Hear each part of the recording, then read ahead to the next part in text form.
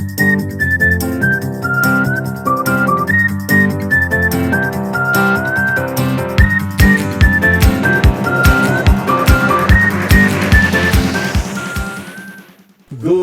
morning! Welcome to Lemon Juice for the Soul. This is our regular midweek devotion. No record. Let us go and proceed with our verses this morning. In the book of 2 Corinthians chapter 5 verse 21, it read, "For God made Christ, who never sinned, to be the offering for our sin, so that we could be made right with God through Christ." In the book of Philippians chapter 3 verse 9, it read, "And become one with Him, I no longer count my own righteousness through obeying the law. Rather, I become righteous through faith in Christ. For God's way of making us right with Himself depends on faith." Romans chapter 3 verse 22, "We are made right with God by placing our faith in Jesus Christ. And this is true for everyone who believes, no matter who we are." Verse 25, "For God presented Jesus as the sacrifice for sin. People are made right with God when they believe that Jesus sacrificed His life, shedding His blood."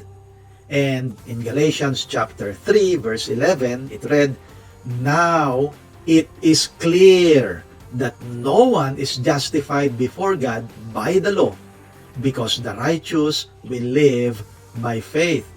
So if you notice, 2 Corinthians 5:21, Philippians 3:9, Romans chapter 3 verse 22, verse 25, and Galatians chapter 11, they are telling the same thing, because Paul is teaching the truth, and the truth does not change.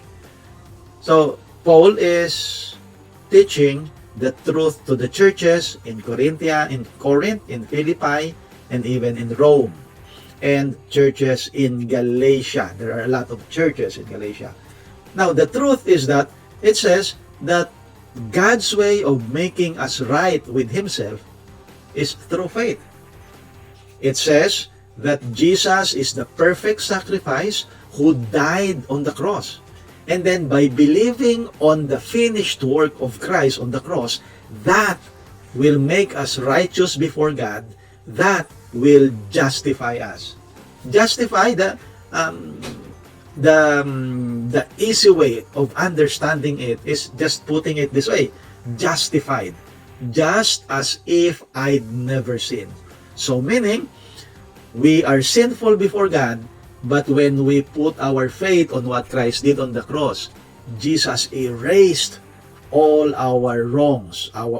Jesus paid for our sins, our past, present, and future sins. So God erased all our record of wrongs. So we are as if we have never sinned. That is justified before God. Warren Wiersbe tells the story about a man who purchased a Rolls-Royce and decided to tour through Europe. As he was enjoying his drive, looking at the sights, suddenly his Rolls-Royce broke down with no one around who could fix it. So what he did, he sent a telegram to the company in England, and they flew a mechanic who did the repairs.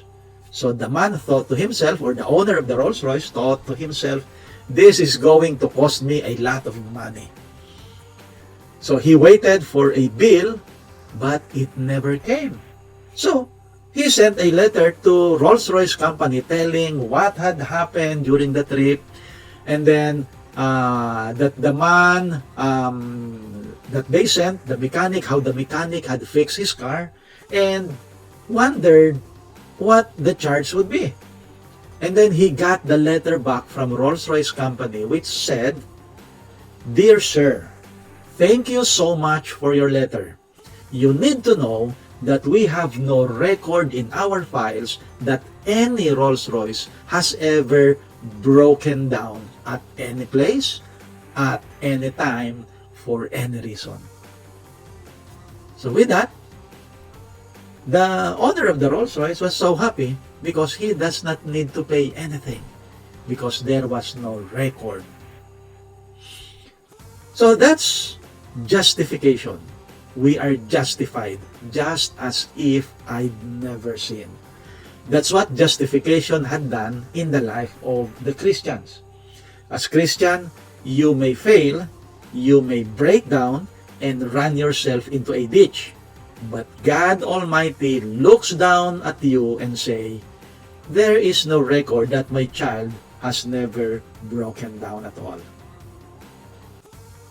Your sin record is wiped away, and you are credited with the perfect, eternally secure righteousness of our Lord Jesus Christ.